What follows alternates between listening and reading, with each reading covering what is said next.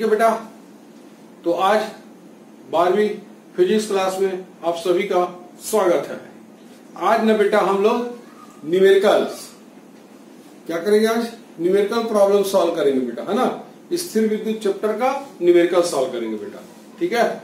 आप सभी को अगर वीडियो पसंद आ रहा है तो खूब से खूब शेयर करिए, खूब से खूब लाइक करिए, खूब से खूब कमेंट्स करिए बेटा, है ना। ये आपको ध्यान रखना, सबको सब्सक्राइब करना है, ये आपको ध्यान रखना। क्लियर। चलिए तो पहला प्रश्न लेते हैं बेटा अपन लोग, है ना। पहला प्रश्न लेते हैं, देखिए क्या ले रहे हैं पहला प्रश्न में अपन लोग, ये आपको ध्यान, ठीक। क्लियर बेटा। तो पहला प्रश्न ले रहे हैं, दो प्रोटॉनों के बीच लगने वाले बल की गणना कीजिए। ठीक है बेटा। दो प्रोटॉन है बेटा, पहला प्रश्न ना, दो प्रोटॉन। तो ये आपको ध्यान रखना, दो प्रोटॉन है बेटा, मतलब पहला चार्ज भी प्रोटॉन है, दूसरा चार्ज भी प्रोटॉन है, और दोनों के बीच की दूरी क्या दिया गया है बेटा, दोनों के बीच की दूरी दिया गया है 4 × 10 की घात -15 मीटर। ये आपको ध्यान रखना, ठीक है बेटा। क्लियर हो गया। दोनों आवेश कैसे बेटा, प्रोटॉन है, तो प्रोटॉन का चार्ज कितना होता है 1.6 × 10⁻19 कूलम। ठीक है बेटा। दूसरा चार्ज भी कितना होगा 1.6 × 10⁻19 कूलम। दोनों ही चार्ज क्या है बेटा, प्रोटॉन दिया है, और हमको दोनों के बीच की दूरी दिया है। अब हमको क्या लिखना है, दोनों के बीच लगने वाले बल की गणना करना है। तो आपको पता है बेटा कूलम के नियम से, है ना, कूलम के नियम से क्या लिखते हैं बेटा, F बराबर है ना 1/4πε0। लेकिन हम 1/4πε0 नहीं लिखते बेटा, जब भी आप न्यूमेरिकल बनाते हैं उसका वैल्यू रख दीजिए 9 × 10⁹ Q1 Q2/r²। ठीक है बेटा। तो ये होगा 9 × 10⁹ Q1 क्या है, प्रोटॉन है, तो प्रोटॉन का चार्ज, दूसरा चार्ज भी क्या है, प्रोटॉन है, उसका चार्ज रख दीजिए। अब दोनों के बीच की दूरी कितना दिया जाएगा, 4 × 10⁻⁻15, है ना। तो वर्ग कर सकते हैं, या हम इसको क्या लिख सकते हैं, 2 बार लिख देते बेटा डायरेक्ट, तो आसान पड़ेगा आपको। अब हमको दोनों के बीच क्या निकालना है, बल की गणना करनी है। ठीक है बेटा। अब बहुत आसानी से इसको सॉल्व कर सकते हैं आप। देखिए कैसे सॉल्व करें, ये 15 कट जाएगा बेटा इससे, ये -4 बचेगा, ये 15 इससे कटेगा बेटा, -4 बचेगा, इस 4 से कट जाएगा बेटा 0.4 बचेगा यहाँ पर, इस 4 से इससे कैंसिल करा लीजिए बेटा, यहाँ भी 0.4 बचेगा, है ना। या 4 और 4 कितना हुआ बेटा 8। ये देखो दोनों माइनस में ना पावर का, तो ये इससे कैंसिल हो जाएगा, तो हम इसको लिख सकते हैं 10⁻9, है ना, 9 × 10, और ये 0.4 × 0.4 कितना होगा बेटा 0.16। ये आपको ध्यान, ठीक। तो अब इसको 10 से मल्टीप्लाई कर ले बेटा, तो 9 × कितना आ जाएगा 1.6 आ जाएगा। अब इसको मल्टीप्लाई कर दे, 16 नहीं है, कितना होता है बेटा 144, 144, लेकिन पॉइंट कितने बार लगा, 1 के बाद, तो आंसर आ जाएगा आपके पास ये, ठीक। तो ये हमारा पहला आंसर आ गया बेटा पहले प्रश्न का, है ना, 14.4 न्यूटन। ठीक है बेटा, गुड। अब आते हैं दूसरा प्रश्न लेते हैं ना। चलिए बेटा अब दूसरा प्रश्न ले रहे हैं बेटा, प्रश्न नंबर 2। क्या दिया गया प्रश्न नंबर 2 में, ध्यान से देखना बेटा, यह आपको ध्यान है ना। तो प्रश्न नंबर 2 में दिया गया दो बिंदु आवेश जिनमें से प्रत्येक की आवेश की मात्रा क्या है बेटा, समान। मतलब दो बिंदु आवेश ले रहे हैं और दोनों के जो मान है वो क्या है बेटा, बराबर है, यानी Q1 Q2 क्या है, बराबर है। तो हम बराबर है तो हम Q ले लेते बेटा, एक दूसरे से, ये दोनों एक दूसरे से कितने दूरी पर रखेंगे, 1 मीटर की दूरी पर रखने पर, 1 मीटर की दूरी पर रखने पर बल कितना लगता है बेटा, 8 न्यूटन का बल अनुभव करता है, 8 न्यूटन का बल, है ना, अनुभव करता है। और ये दोनों समान परिमाण के बेटा, समान मान है, समान प्रकृति के है, तो इनमें कौन सा बल लगेगा बेटा, प्रतिकर्षण बल। अब यदि इस पूरे निकाय को जल में डुबा देते हैं, कहां डुबा देते हैं बेटा, जल में, तो कितने बल का अनुभव करेगा। तो देखो बेटा जब वायु में था तो कितना न्यूटन का बल कर 8, तो कैसे लिखेंगे, F बराबर 9 × 10⁹, है ना, 9 × 10⁹, या 1/4πε0। Q1 Q2, तो Q × Q कितना था, Q² जाता, डिस्टेंस कितना दिया था 1 मीटर का स्क्वायर। ये आपको ध्यान, ठीक। अब इस बल का मान हम रख सकते हैं बेटा, है ना, इस बल का मान कितना है 8 न्यूटन, तो 9 × 10⁹ क्यू स्क्वायर, ये आ जाएगा। 1 का वैल्यू 1 ही रहेगा, 1 का स्क्वायर करने से ये पहला आ गया। अब पूरे निकाय को क्या किया, जल में डुबा दिया। जल में डुबाने पर, जल में डुबाने पर बल कितना होगा, उसको हम एफ ले लेते बेटा। अब सबको पता है जब जल में डुबाएंगे तो क्या लिखेंगे, 1/4 पे एप्सिलॉन नॉट, है ना। और इस पूरे का मान कितना होता है बेटा, 1/4 पे एप्सिलॉन नॉट का मान कितना होता है, 9 × 10⁹ लिख देते हैं, ये आपको ध्यान रखना। और चूंकि जल में डुबा रहे माध्यम है तो वहां माध्यम का पराविद्युतांक आ जाएगा के। क्या देगा बेटा, Q1 Q2, तो Q × Q कितना होगा, Q स्क्वायर हो जाएगा, है ना। और दूरी कितना दिया है, अब उतना ही रहेगा ना बेटा, ये आपको ध्यान। ठीक, तो हम यहां से रख सकते हैं इसको, पहले देखो 9 × 10⁹ Q स्क्वायर का मान कितना है 8, तो आप यहां रखेंगे 8 बटे कितना हो जाएगा के, ये आ जाएगा। अब आपको पता है ना बेटा, जल के लिए है ना परावैद्युतांक का मान कितना होता है 80, तो ये आ जाएगा 8/80। तो कितना बल का अनुभव करेगा बेटा, 1/10 यानी 0.1 न्यूटन का बल अनुभव करता है। ठीक है, यह आपको ध्यान रखना। तो यहां पर ध्यान रखना, जब माध्यम है तो परावैद्युतांक आएगा। ये वायु एवं निर्वात के लिए है तो क्या आएगा बेटा, कुछ नहीं आएगा, है ना, सिंपल लिखना। ठीक है, तो ठीक, चलिए नेक्स्ट प्रश्न लेते हैं बेटा, है ना, नया प्रश्न। ठीक है, तो नया प्रश्न क्या है, देखिए बेटा, तीसरे नंबर का प्रश्न, है ना, ध्यान दीजिएगा अच्छे से।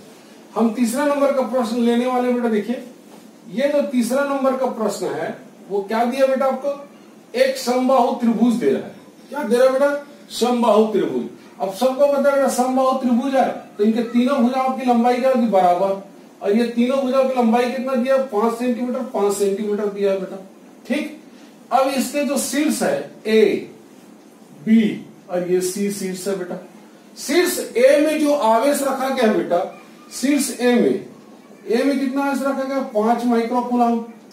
बी पर कितना रखा गया बेटा, 10 माइक्रोकूलम। सी पर कितना रखा गया बेटा, 10 माइक्रोकूलम। और आपसे क्या पूछ रहा है, शीर्ष ए पर जो आवेश है, इन दोनों आवेश के कारण कितने परिणामी बल एवं उनकी दिशा क्या होगी, मतलब कितने परिणामी बल का अनुभव करता है और उसकी दिशा क्या होगी। तो देखो बेटा कैसे करेंगे, है ना, तीनों ही आवेश देखो। अगर हम इस वाले आवेश के कारण निकालते 10 कूलम वाले आवेश, यहाँ पर कितना कूलम आवेश, 10 कूलम, यहाँ पर कितना 5 कूलम, तो ये दोनों ही सेम प्रकृति के, पॉजिटिव पॉजिटिव, है ना। चलो एक काम करते हैं अपन लोग, जो सी वाला है उसको हम लोग एक अपोजिट प्रकृति का ले लेते, चार माइनस का, ताकि आपको सीखने के ज्यादा मौका मिलेगा बेटा।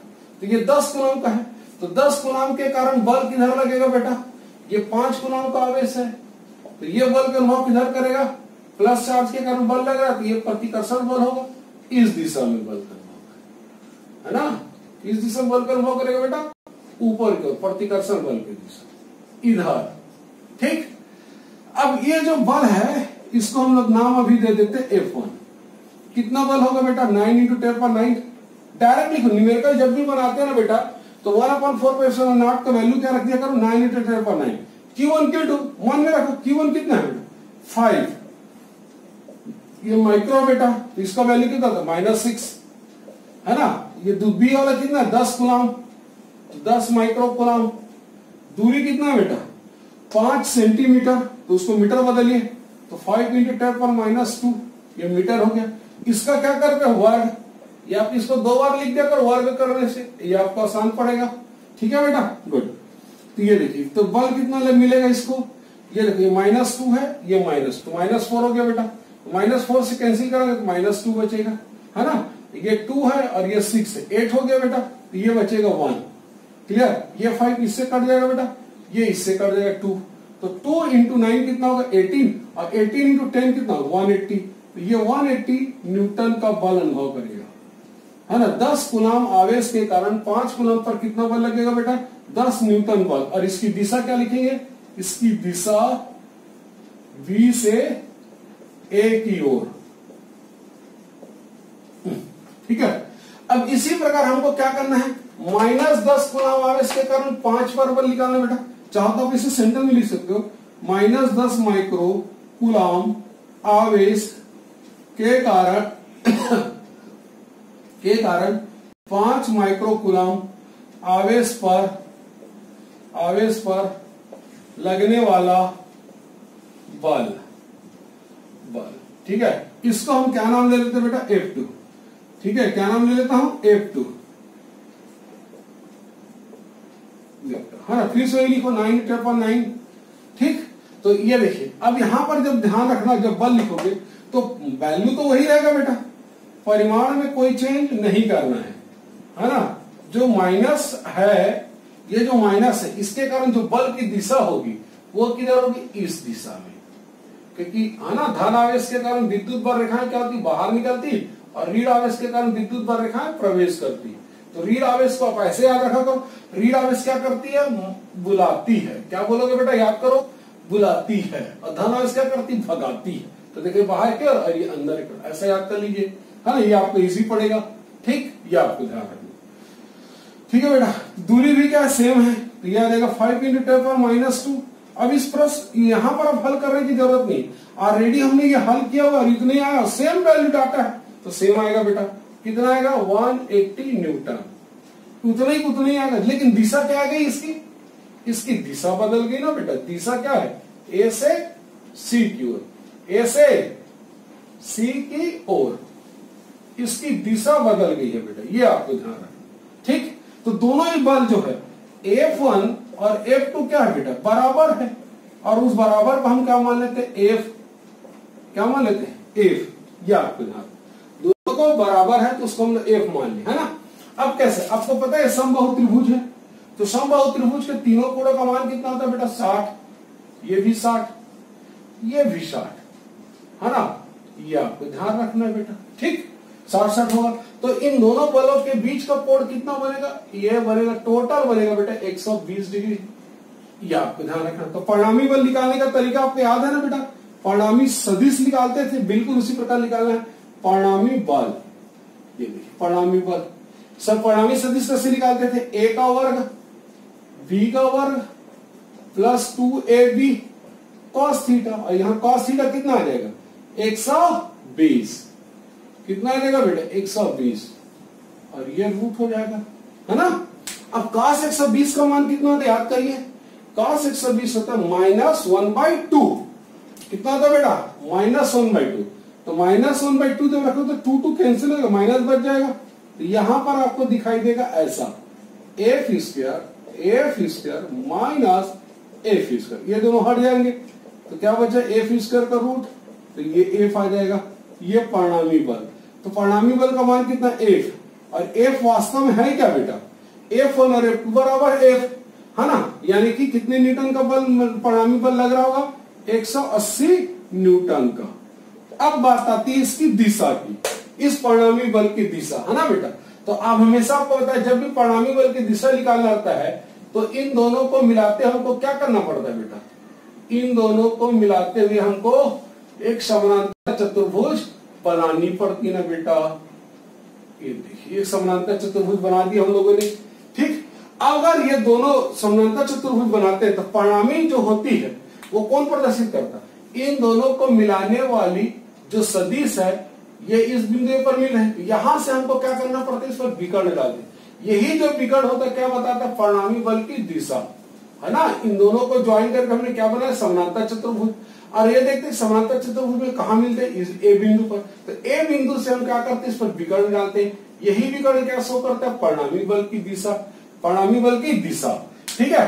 अब आपको ध्यान रखना, ये जो परिणामी बल है वो दिशा तो इधर होगी, ठीक है, लेकिन देखो ध्यान से, दोनों बल क्या समान है।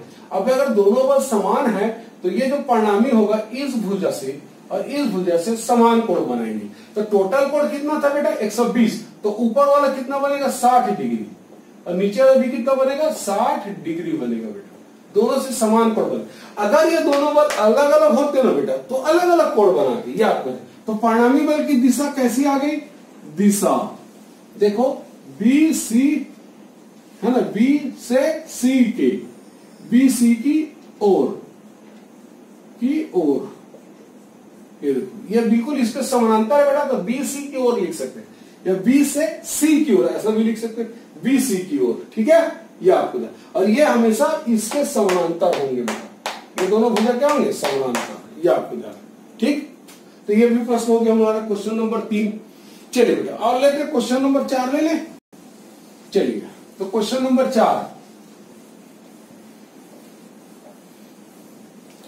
है ना।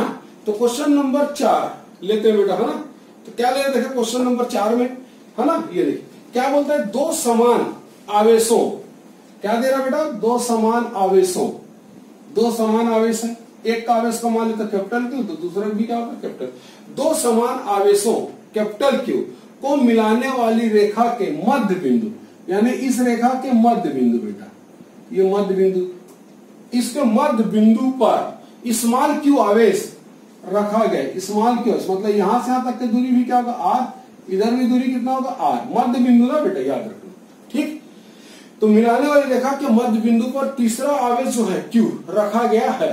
यदि ये तीनों आवेश संतुलन में है तो स्मॉल क्यू का मान कितना होगा, स्मॉल क्यू का मान कितना होगा, ठीक है बेटा। तो स्मॉल क्यू का मान निकालना बेटा कितना होगा, क्लियर। अगर हमको स्मॉल क्यू का मान निकालना है तो हम क्या करते हैं, जब इसका मान निकालना रहता है इसका मान, तो हम तीनों आवेश तो संतुलन में, हम अदर दो टू चार्जेस है, ये जो other two charge, this two charges, other two charges में से किसी एक आवेश को क्या लेते हैं, पहले संतुलन में लेते, क्या लेते हैं, संतुलन। मान लेते हैं ये वाला क्यू आवेश, आवेश संतुलन में है, क्या बेटा, संतुलन में है ना, संतुलन में। तो देखो कैसे होगा, अगर ये संतुलन में है तो देखो ध्यान से, है ना, इस क्यू आवेश के कारण इस पर बल लगेगा, वो इधर होगा बेटा, कितना होगा बल, 9 × 10⁹ लिख दो direct, capital Q small Q, दूरी कितना है बेटा, आर इसका, ठीक, ये आपको ध्यान रखना, क्लियर। अब ये प्लस क्यू आवेश भी इस पर बल लगाएगा बेटा, ये जो बल होगा कौन सा, ये भी समान है, यही इसी दिशा में होगा, तो plus 9 × 10⁹ capital Q into Q इसका, लेकिन दूरी कितना हो जाएगा बेटा, 2r का वर्ग, है ना। तो संतुलन में तो नेट फोर्स कितना होता है, 0, इसका मतलब क्या लिखा, अर्थात सिग्मा F बराबर 0, यह आपको ध्यान रखना, ठीक है। अब हमको चाहिए स्मॉल क्यू का मान, इसको इसी सेट रख लेते हैं, 9 × 10⁹ capital Q small Q R square minus 9 × 10⁹ capital Q का स्क्वायर अपॉन 4r का स्क्वायर। ये कट गया बेटा, ये कट गया, कैपिटल क्यू कट गया, कैपिटल क्यू कट गया, आर स्क्वायर भी आर स्क्वायर से कट जाएगा बेटा। तो स्मॉल क्यू का मान कितना है, कैपिटल क्यू बाई 4, तो ये इसका मान हो जाएगा बेटा, ठीक। तो ये स्मॉल क्यू का मान हो जाएगा बेटा, ठीक है ना, ये आपको ध्यान रखना, ठीक है, गुड, ठीक। अब इसी में एक और प्रश्न आता है बेटा, है ना, वो भी मैं आपको बता देता हूं, क्योंकि कई बार वो वाला क्वेश्चन भी पूछते हैं, ये आपको ध्यान रखना, ठीक है। तो अपन वो वाला प्रश्न भी डील कर ले, बिल्कुल इसी प्रकार का है लेकिन थोड़ा सा डिफरेंट है, ये आपको ध्यान है ना। तो क्या दिया, दो आवेश, दो बिंदु आवेश, ये देखिए दो बिंदु आवेश दिया, एक का आवेश का मान दिया +e, दूसरे का दिया बेटा +9e, ठीक है। दो बिंदु आवेश हैं, दोनों एक दूसरे से कितने दूरी पर है बेटा, 8 मीटर की दूरी पर है, कितने दूरी पर है बेटा, 8 मीटर की दूरी पर स्थित है, देख लीजिए 8 मीटर की दूरी पर स्थित है। तीसरा बिंदु आवेश Q को दोनों आवेशों के मिलाने वाली रेखा पर कहां रखा जाए, इस बार बताया नहीं बेटा, कहां रखा जाए, कहां रखा जाए कि वह संतुलन में रहे, वह संतुलन मतलब यही इसी तीसरे आवेश को रखना बेटा संतुलन में, ठीक है। तो ये आपको, तो मान लेते हैं पहले इससे कितना दूरी पर है, x, तो ये इससे कितना दूरी पर हो जाएगा बेटा, 8 - x हो जाएगा ना, क्योंकि टोटल दूरी कितना था, 8, ये आपको ध्यान रखना। और हमको क्या बोला, तीसरा आवेश को क्या रखना, संतुलन में, तीसरा आवेश संतुलन में। अभी बताया था बेटा, जो आवेश संतुलन में रहता है, संतुलन में है, उस पर नेट फोर्स जो होता है वो कितना होना चाहिए बेटा, 0, क्या होना चाहिए, नेट फोर्स 0 होना चाहिए। अगर नेट फोर्स 0 है तभी तो संतुलन में रहेगा। तो देखो इस +9 क्यू आवेश के कारण बल किधर लगेगा, प्लस के कारण लगेगा, इधर लगेगा, ये होगा 9 × 10⁹, है ना, 9e into q upon x², इधर लगेगा बल, इस प्लस के कारण जो बल लगेगा वो इधर लगेगा बेटा। तो दोनों की दिशा क्या होगी, विपरीत, दोनों की दिशा क्या है, विपरीत, इसलिए ऐसा लिखेंगे 9 × 9, ई इंटू क्यू अपान 8 माइनस एक्स का होल स्क्वायर इक्वल टू 0। ठीक है, ये आपको ध्यान रखना बेटा। क्यों माइनस हुआ? क्योंकि दोनों बलों की दिशा कैसी है? विपरीत। ये आवेश इस पर जो बल लगाएगा इधर आएगा, इसके कारण इस पर बल लगेगा इधर आ जाएगा बेटा, है ना। ये प्लस वाला है इसको प्रतिकर्षित करेगा, ये भी प्लस वाला है ये भी इसको प्रतिकर्षित करेगा। ठीक है, अब इसको हम साइड चेंज करा लेते हैं। तो 9 into 9 9 e into q upon x square upon x square equal to 9 into 9 e into q upon कितना आ गया बेटा 8 माइनस एक्स का स्क्वायर। तो देखो ये कैंसिल क्यू ई कैंसिल हो जाएगा, यहां बचेगा 9 को मैं ऐसा लिख सकता था 3/x का होल स्क्वायर लिख देता बेटा, थोड़ा आसान पड़ेगा, है ना। ये देखो इधर के कितना आ जाएगा 1/8 माइनस एक्स का होल स्क्वायर हो जाएगा, इसको हम ऐसा लिख सकते हैं। ठीक, ये आपको ध्यान। अब अगर हमको वर्ग को हटाना है तो क्या करना पड़ता है? वर्गमूल लेना पड़ता है। तो 3/x वर्गमूल लेते प्लस माइनस 1/8 माइनस एक्स, ये आ जाएगा बेटा। ठीक, अब यहां से जब हम इसको हल करेंगे तो दो तरीके से हल करेंगे, एक बार हम प्लस चिन्ह लेकर हल करेंगे और एक बार माइनस चिन्ह। ठीक है ना बेटा, ये आपको ध्यान। ठीक है, तो एक बार हम क्या लेंगे प्लस चिन्ह लेते हैं और एक बार माइनस चिन्ह। ठीक है, तो अगर हम पहला पर लेते हैं क्या बेटा प्लस चिन्ह लेने पर, अगर हम प्लस चिन्ह लेते हैं क्या आ जाएगा देखो 3/x है ना 1/8 माइनस एक्स, सॉल्व करेंगे कितना है बेटा 24 3x x, ये इधर चला जाएगा बेटा, तो ये आ जाएगा 24 is equal to 4x x is equal to आएगा 6 मीटर। एक आंसर आ गया बेटा। अब एक बार क्या लेना अपने को माइनस आवेश लेने पर, अगर हम माइनस लेते हैं क्या आ जाएगा 3x माइनस 1/8 3x, ये होगा 24 3x माइनस x, है ना। तो इधर जाएगा कितना देगा बेटा 2x, तो 2x तो x बराबर कितना देगा बेटा 12 मीटर। अब हमको डिसाइड करना है इन दोनों में से सुटेबल आंसर कौन सा है। तो ध्यान से देखें बेटा, जब भी अगर दोनों आवेश सेम प्रकृति के रहते प्लस प्लस या माइनस माइनस, तो हमेशा जो तीसरा आवेश होता है बेटा इन दोनों को मिलाने में रेखा के बिटवीन में ही रहेगा। क्या बोला बेटा बिटवीन में रहेगा, मतलब जब दोनों समान प्रकृति का है, जैसे प्लस प्लस है बेटा माइनस माइनस, तो हमेशा जो तीसरा आवेश होगा याद रखिएगा वो हमेशा इन दोनों के बिटवीन में होगा, यानी इनके मिलाने वाली रेखा के इनके मिलाने वाली रेखा के बिटवीन में ही होगा, वो बाहर नहीं हो सकता बेटा। ठीक है, लेकिन अगर ये मान लो असमान प्रकृति का आवेश, जैसे ये धन है ये ऋण है, ये ऋण हो जाएगा बेटा ये धन आवेश, है ना, तब तीसरा आवेश को हमेशा इन दोनों आवेशों के मिलाने वाली रेखा के बाहर ही मिलेगा। तो 6 मीटर, तो 6 metre is the correct answer बेटा। 6 मीटर क्या हो गया इज द करेक्ट आंसर बेटा। ठीक है, तो ये आपको, तो इन प्रश्नों को अच्छे से आप तैयारी करिए बेटा और बुक से भी बनाइए, कमेंट्स करिए बेटा, लाइक करिए, शेयर करना बिल्कुल भी भूलना नहीं है। ठीक है बेटा, ओके, थैंक यू।